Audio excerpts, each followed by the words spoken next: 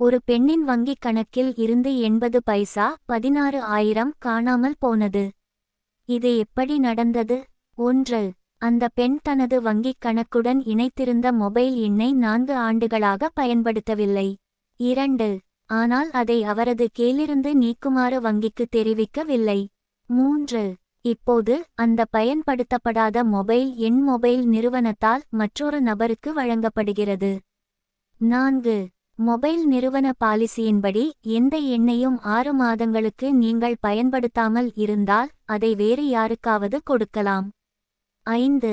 இப்போது புதிய எண்ணை பெற்றவருக்கு வங்கியின் வழக்கமான இன்கமிங் SMS வரத் தொடங்கின.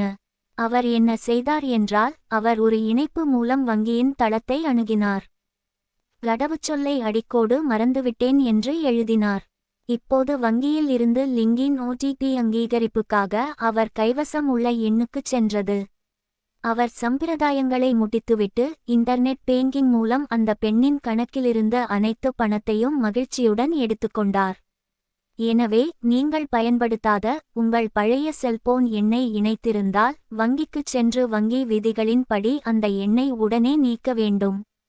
தயவு செய்து மேற்கூறியவற்றை மனதில் கொள்ளுங்கள்.